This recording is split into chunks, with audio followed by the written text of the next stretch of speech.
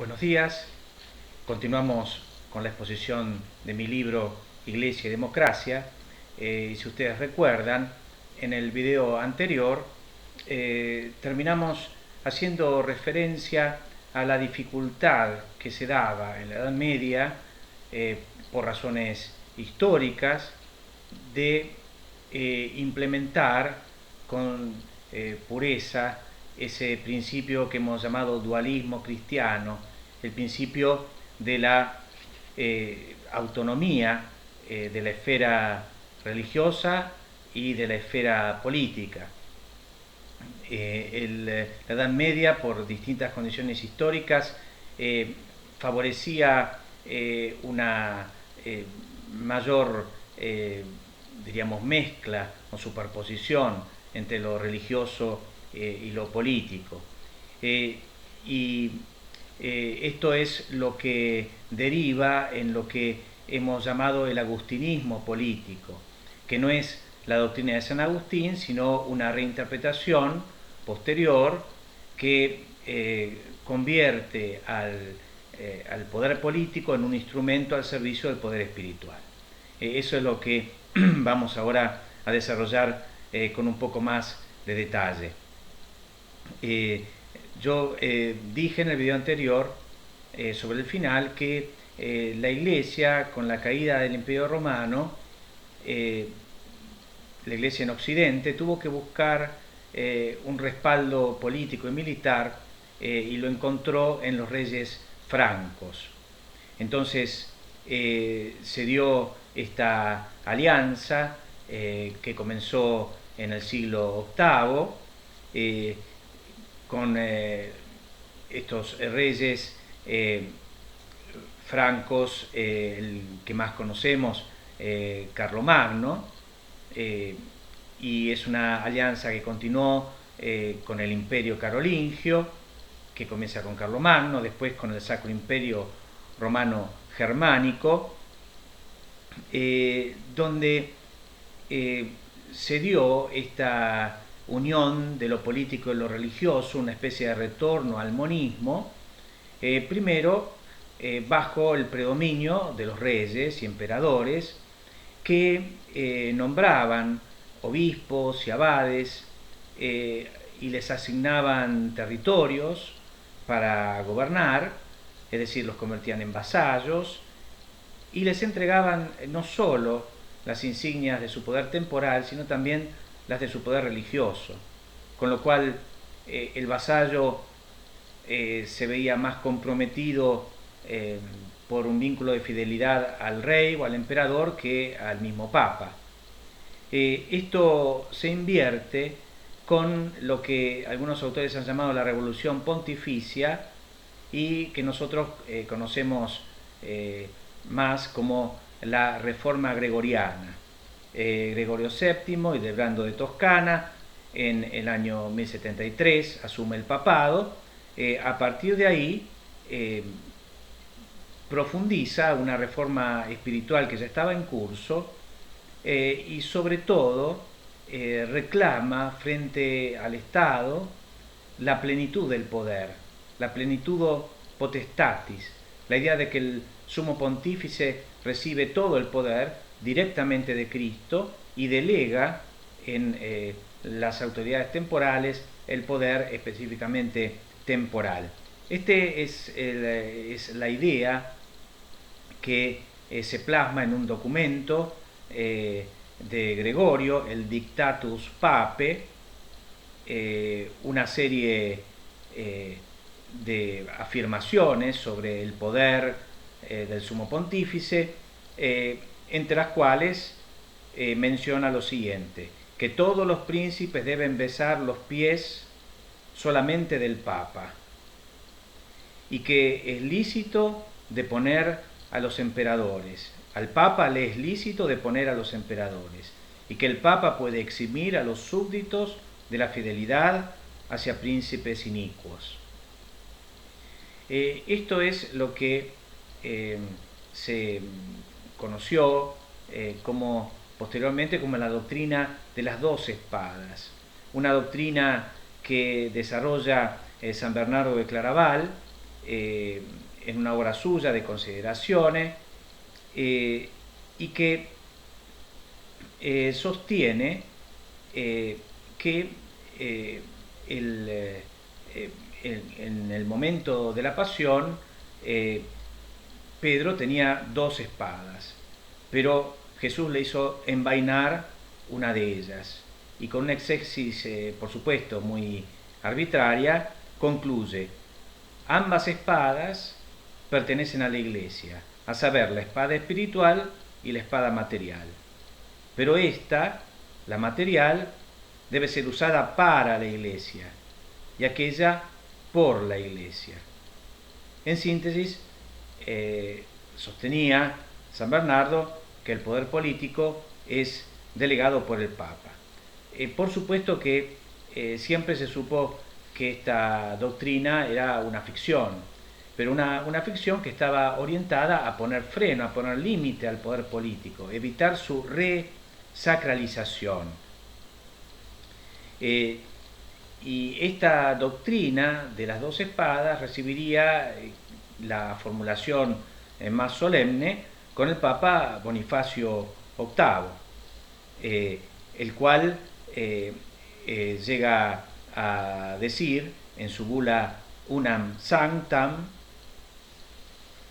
que existen dos gobiernos, el espiritual y el temporal, y ambos pertenecen a la Iglesia. El uno está en manos del Papa, el otro en las manos de los reyes. Pero los reyes no pueden hacer uso de él más que por la Iglesia, según la orden y con el permiso del Papa. Si el poder temporal se tuerce, debe ser enderezado por el poder espiritual. Así pues, declaramos, decimos, decidimos y pronunciamos que es de absoluta necesidad para salvarse que toda criatura humana esté sometida al pontífice romano. Si nosotros analizamos con detenimiento estas palabras, caemos en la cuenta, pese a su solemnidad, que lo único que reclama el Papa es el juicio espiritual sobre el poder temporal. El objetivo era obviamente marcarle un límite al poder político, evitar su sacralización. Pero era muy difícil evitar que esto también adquiriera una interpretación, una relevancia específicamente política. Ahora, si por un lado existe esta tendencia a subordinar el poder político al poder espiritual, por otro lado, en la Edad Media también encontramos la tradición del gobierno mixto, que busca también limitar el poder y combinar las ventajas de los diferentes sistemas de gobierno, de manera de garantizar por un lado la unidad de la comunidad política y por otro la participación más amplia posible. Y bueno, Santo Tomás en esto, en su defensa de esta tradición del gobierno mixto, anticipa algunas ideas propias de la democracia moderna. Dice: para la buena constitución del poder supremo en la ciudad o nación es preciso mirar a dos cosas. La primera, que todos tengan alguna parte en el ejercicio del poder, pues por ahí se logra mejor la paz del pueblo, y que todos amen esa constitución y la guarden. La segunda mira a la especie de régimen y a la forma constitucional del poder supremo, de la cual enumera el filósofo Aristóteles varias especies, pero las principales son la monarquía, en la cual uno es el depositario del poder, y la aristocracia, en la que son algunos pocos.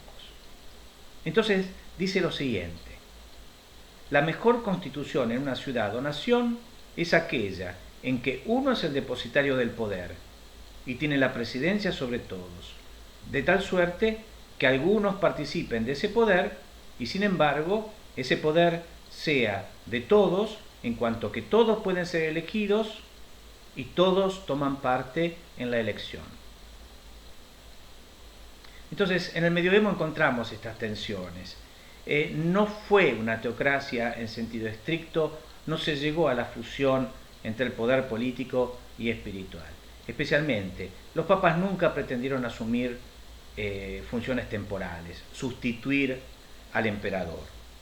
Pero evidentemente la cristiandad es una figura histórica ambigua, debido al agustinismo político. La cristiandad se configura como una unidad política y religiosa. Esto, como dijimos, tuvo por objetivo evitar la sacralización del poder político. Pero evidentemente lo que consagra es la idea de que la cohesión de la comunidad política debe fundarse necesariamente en una unidad de fe. Y esto es precisamente lo que se pone en crisis con la Reforma Protestante. La Reforma Protestante tiene rasgos muy especiales respecto de lo que fue el Cisma de Oriente en el año 1054, porque el Cisma de Oriente fue una cuestión disciplinar, fue sobre la interpretación del primado petrino, ¿no? La figura del Papa. Al no haber cuestiones dogmáticas de fondo, entonces las comunidades latinas y orientales pudieron convivir en los países de Europa Oriental en paz y en armonía. Pero con la Reforma Protestante se da una situación diversa en el siglo XVI, porque acá sí que el conflicto involucra cuestiones muy fundamentales de la fe. La teología de la gracia, la teología de la justificación. Por lo tanto, protestantes y católicos se acusaban mutuamente de herejía, y por lo tanto consideraban necesario no reconocer autoridades políticas que fueran del signo contrario, y eso produce una crisis de carácter político muy difícil de resolver. Y todo el etos político moderno va a ser una búsqueda de un nuevo fundamento para la cohesión social que no fuera religioso, sino específicamente político, es decir, fundado en valores políticos como la paz, la libertad y la justicia o la igualdad, ¿no? Y es eso lo que quisiera reseñar brevemente, estas tres etapas de la evolución del pensamiento y las instituciones políticas modernas.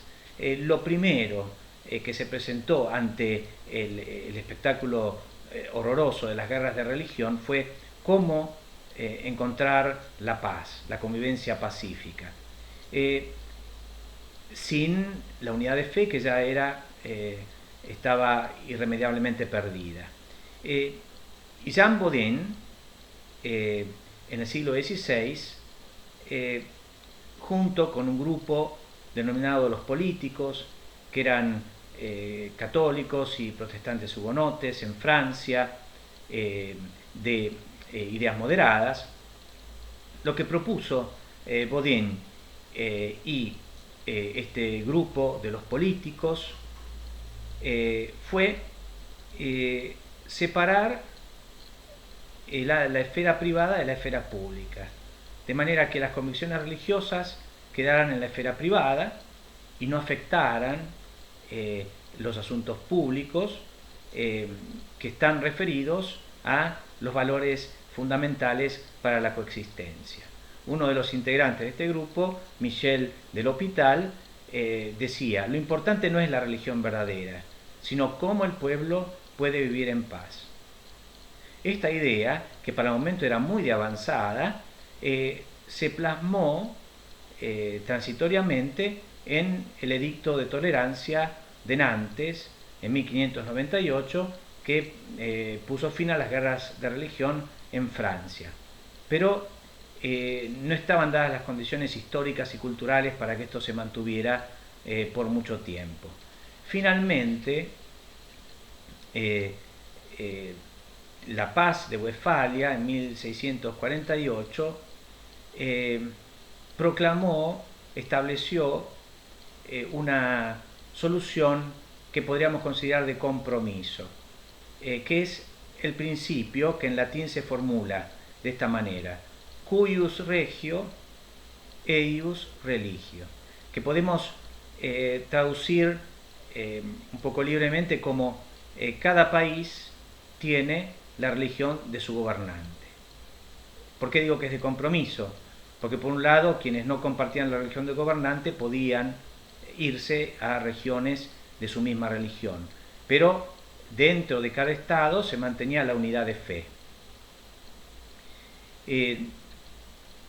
Esto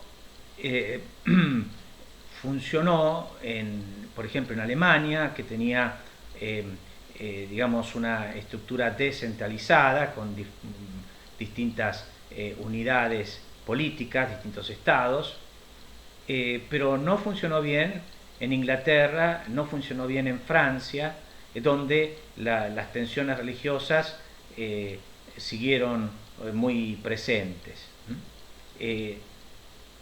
Pero a partir de la paz de Westfalia se da esta figura del Estado absolutista confesional, es decir, un Estado que está fundado en la unidad de fe, donde la autoridad temporal y la autoridad espiritual están muy unidas entre sí.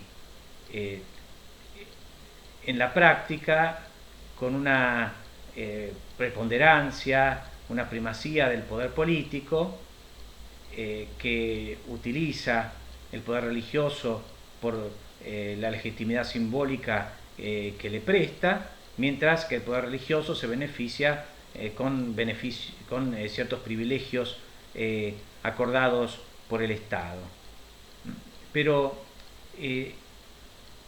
lo que queda en claro con estas dificultades para superar las tensiones religiosas es que el poder absoluto no garantiza la paz, que el poder absoluto tiene una tendencia a extralimitarse, a oprimir a los súbditos, sobre todo los que pertenecen a las minorías, y que por lo tanto el camino para garantizar la paz debe incorporar la idea de libertad de los individuos. Y esto es lo que va a proponer en contra del Estado absolutista el liberalismo político, que corresponde a una segunda etapa de la formación del etos político moderno, la idea de libertad, que en Inglaterra se comienza a imponer en la realidad con la Revolución Gloriosa de 1688, en la cual el Parlamento triunfa sobre la monarquía absoluta, que reclamaba para sí un origen divino, y se instaura una tolerancia, limitada, pero tolerancia al fin. Y un ideólogo muy importante de esta revolución fue John Locke, que promueve la idea de la libertad religiosa, con un argumento muy claro. El gobernante no tiene competencia para determinar cuál es la verdad religiosa, ni para imponerla. El gobernante tiene como fin buscar la justicia y la equidad en la vida social, para lo cual tiene que someterse a ciertas reglas racionales de ley natural que son aplicables para todos. Ahora, desde el punto de vista político, el liberalismo político se funda en una idea que llamamos genéricamente la del contrato social. Una idea que tiene diferentes versiones, pero que en sus rasgos comunes dice que el hombre nace en un estado de naturaleza y que después, por motivos que el autor explica de modos diferentes, el hombre se ve necesitado de entrar en un pacto con los demás hombres y establecer una autoridad. Ahora, por supuesto que se trata de una ficción alternativa a la idea aristotélica de la sociabilidad natural, es decir, que no hay un estado de naturaleza, o mejor dicho, el estado de naturaleza es el estado social, el hombre es social por naturaleza. Ciertamente se trata de una ficción, ver a la sociedad como un contrato, pero obviamente lo que las doctrinas pactistas buscan con esta especie de parábola es tratar de responder por qué los hombres se avienen a vivir en una comunidad política y a someterse al imperio de la ley. Y responden señalando que el origen de la autoridad es el consentimiento de los miembros de la sociedad. Entonces, frente a una cultura absolutista y confesional que oprimía las conciencias, esta ficción del estado presocial al cual el hombre renuncia para unirse con otros en un contrato para garantizar los propios derechos, permite sostener la idea fundamental para la filosofía política moderna de que hay un ámbito de libertad individual consagrado legalmente que el Estado tiene que respetar. Entonces, para mí lo importante es retener que no es razonable oponer el paradigma de la sociabilidad natural del hombre con el del contrato social, porque en el fondo el aristotelismo y el contractualismo expresan, cada uno a su manera, una parte de verdad. El aristotelismo, la sociabilidad natural, nos enseña que la libertad tiene la capacidad y la necesidad de trascenderse hacia la vida de la comunidad, sin la cual el individuo humano no puede realizar plenamente su humanidad. Del contractualismo, en cambio, aprendemos que toda comunidad humana es una comunidad de seres individuales con dignidad e intereses no identificables con los de la misma comunidad. De modo que todo el cuerpo social y político debe justificarse, en cierto modo, en el estar al servicio del individuo. Estas son palabras del filósofo político y sacerdote Martin Ronheimer. Esta idea está en la base del constitucionalismo moderno, que pone límites al poder del Estado a través de un diseño institucional: el gobierno de la ley, división de poderes, la independencia del poder judicial. Ahora, después de esa primera etapa de la paz, esta segunda etapa de la libertad, el etos político moderno también debe incorporar el valor de la igualdad, que es el principio democrático. El principio democrático es el de igualdad y participación. El constitucionalismo liberal tenía una desconfianza hacia la democracia por el peligro de que por esa vía se instaurara la dictadura de las mayorías. Por eso solo Estados Unidos, desde el comienzo, con la Constitución de 1787, se estableció como una república democrática. Pero incluso observando la realidad de los Estados Unidos, Alexis Tocqueville, en La democracia en América, señalaba ese peligro de que la democracia de masas degenerara en una dictadura. Pero al mismo tiempo es evidente que solo la participación de todos,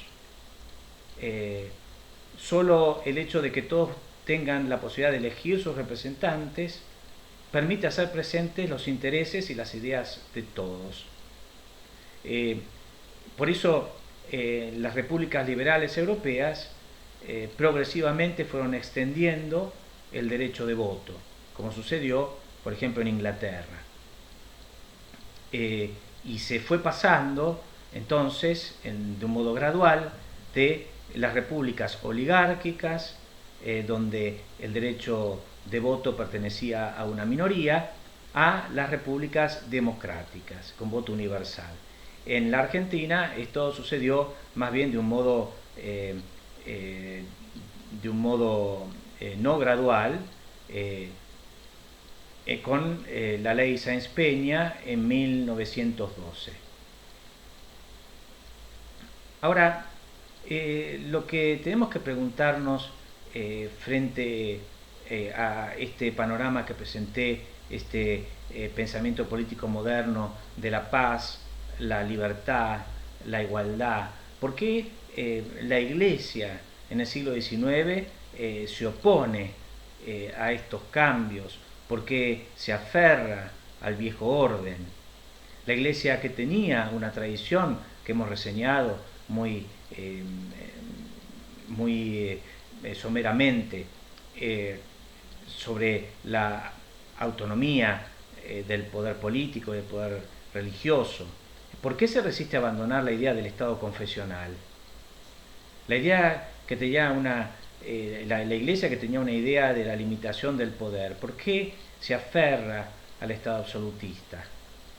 La Iglesia, que tenía una tradición sobre la soberanía del pueblo, el pueblo titular, sujeto del poder político que lo transfiera al gobernante. ¿Por qué se resiste a la democracia? ¿Por qué se resiste al liberalismo político? La Iglesia, que tiene toda una historia desde el medioevo de lucha por la defensa de las libertades. Bueno, en este conflicto pesan mucho circunstancias históricas y circunstancias ideológicas.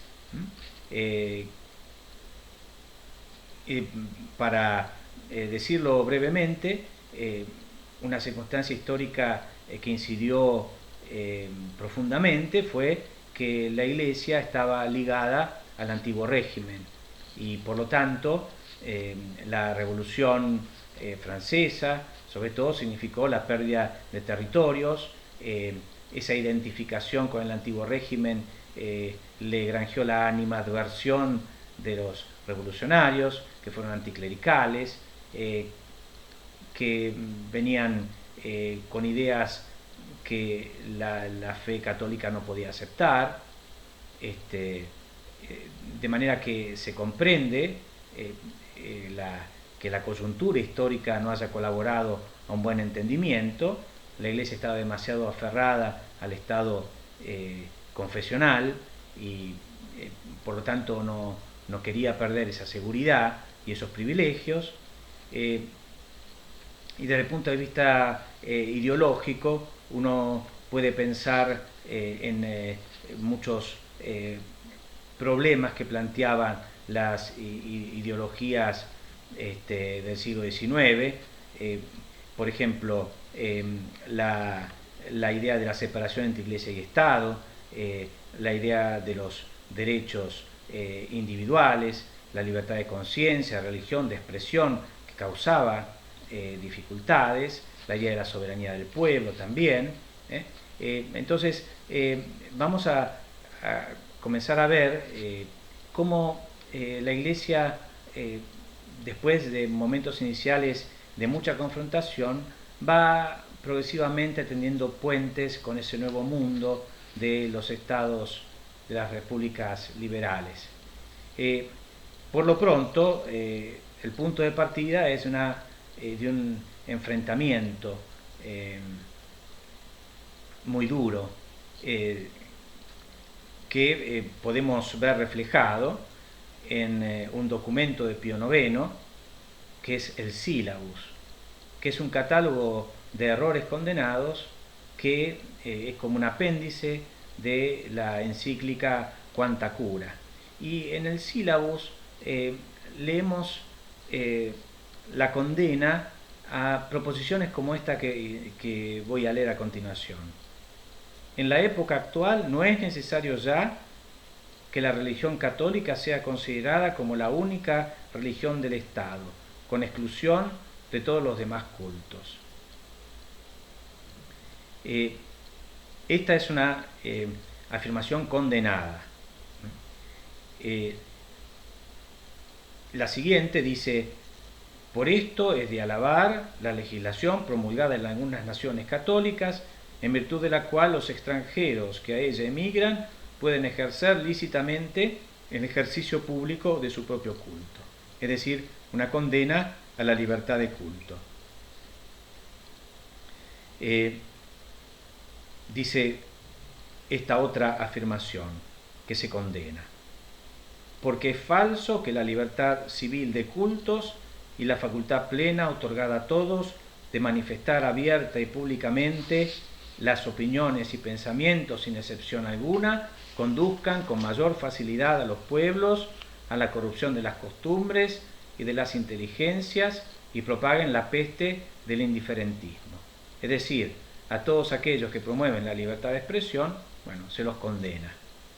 Y finalmente se condena esta afirmación: que el romano pontífice puede y debe reconciliarse y transigir con el progreso, el liberalismo y la civilización moderna. Uno ve en qué términos confrontativos está planteada esta posición. Pero ya en León XIII vemos un intento de tender puentes con la modernidad. Si bien la crítica ideológica sigue siendo muy fuerte a la idea de la soberanía del pueblo, a la separación entre Iglesia y Estado, a las libertades individuales, sin embargo veremos que más allá de lo estrictamente ideológico hay una actitud más abierta y tolerante. En lo ideológico es cierto que León XIII continúa con un lenguaje duro. Por ejemplo, en Immortale Dei, en 1885, dice: el principio supremo de ese derecho nuevo que promueven las repúblicas liberales es el siguiente: todos los hombres, de la misma manera que son semejantes en su naturaleza específica, son iguales también en la vida práctica, especie de igualitarismo. Cada hombre es de tal manera dueño de sí mismo que por ningún concepto está sometido a la autoridad de otro. Puede pensar libremente lo que quiera y obrar lo que se le antoje en cualquier materia. Una referencia crítica a las libertades modernas. Nadie tiene derecho a mandar sobre los demás. En una sociedad fundada sobre estos principios, la autoridad no es otra cosa que la voluntad del pueblo, el cual, como único dueño de sí mismo, es también el único que puede mandarse a sí mismo. Es decir, una crítica a la idea de soberanía del pueblo. Es el pueblo el que elige las personas a las que se ha de someter, pero lo hace de tal manera que traspasa a estas no tanto el derecho de mandar, cuanto una delegación para mandar, y aun esta solo para ser ejercida en su nombre. Es decir, la autoridad es una mera delegación del pueblo. Ahora, frente a estas críticas, con referencia a las instituciones liberales, la postura es más tolerante porque León XIII no les niega en principio legitimidad y lo que reclama a cambio es que se reconozca a la Iglesia el rol de dar un fundamento sustancial a la vida social a través de la religión. Y frente a las instituciones proclama el principio de indiferencia, por el cual un católico puede ser republicano, puede ser democrático. No es necesario que lo sea, pero no es ilícito. Eso es el principio de indiferencia, que en ese contexto significa un paso adelante. El proyecto de León XIII de hacer de la Iglesia el fundamento de unidad de las sociedades modernas fracasa, porque ya la Iglesia no tenía la fuerza para cumplir ese rol, la relevancia social para cumplir ese rol. Pero estas aperturas de León XIII serían profundizadas posteriormente. En 1931 Pío XI publica la encíclica Quadragesimo Anno. Fue el último intento de la Iglesia de promover un modelo de sociedad alternativo a la democracia republicana, que es la sociedad corporativa. Pero esa propuesta de Pío XI es rápidamente olvidada, y después de la experiencia de las guerras mundiales y la pesadilla de los totalitarismos, ya Pío XII, en 1944, cuando ya el resultado de la guerra estaba ya decidido, en un radiomensaje de Navidad, denominado Benignitas et Humanitas, hace una opción explícita por la democracia política, en la medida en que estuviera unida a una democracia social. Y Pío XII entonces sostiene que la democracia política debe ser una sana democracia, fiel a los principios de la revelación y de la ley natural, que están contenidos en la idea de la dignidad de la persona humana. El Concilio Vaticano II significará un paso adelante de gran importancia, porque en el documento de Dignitatis Humanae en 1965 proclama la libertad religiosa, la idea de que toda persona debe ser inmune a la intromisión del Estado en esa materia de la verdad y la conciencia, y por lo tanto de su relación con Dios. Esto es tan decisivo porque esto significa la aceptación del pluralismo moderno y la aceptación de la libertad de conciencia que la Iglesia durante mucho tiempo rechazó, y la libertad religiosa que durante mucho tiempo rechazó, como vimos en el sílabus, porque venía unida a una filosofía relativista, según la cual no existe una verdad absoluta, cada uno tiene su verdad. La Iglesia eso no lo podía aceptar. Y por otro lado, la Iglesia hablaba de los derechos de la verdad y que el error no tiene derechos. Sin embargo, ahora Dignitatis Humanae habla de los derechos de la persona, y la persona que tiene el deber de buscar la verdad tiene que tener el derecho a hacerlo libremente, como corresponde a su dignidad. De esa manera, la Iglesia termina de aceptar la doctrina de los derechos humanos, que ya había sido recogida en 1963 por Juan XXIII en su encíclica Pacem in Terris, pero ahora con la aceptación de la libertad de conciencia se completa, y a partir de ahí hay una reconciliación con la democracia moderna, que es una democracia pluralista. Y finalmente cabe mencionar un paso adelante de suma importancia, que es de Juan Pablo II, quien en Centesimus Annus dice lo siguiente: una auténtica democracia es posible solamente en un Estado de Derecho y sobre la base de una recta concepción de la persona humana. Hay que observar que si no existe una verdad última, la cual guía y orienta la acción política, entonces las ideas y las convicciones humanas pueden ser instrumentalizadas fácilmente para fines de poder. Una democracia sin valores se convierte con facilidad en un totalitarismo visible o encubierto, como demuestra la historia. Juan Pablo II parecería simplemente repetir lo que ya estaba dicho en Pío XII, pero acá hay un avance sustancial en este sentido. Para Pío XII una democracia solamente era legítima en la medida en que se sometiera a los principios de la revelación y la ley natural. Es decir, la aceptación de Pío XII fue siempre condicionada. Juan Pablo II en este texto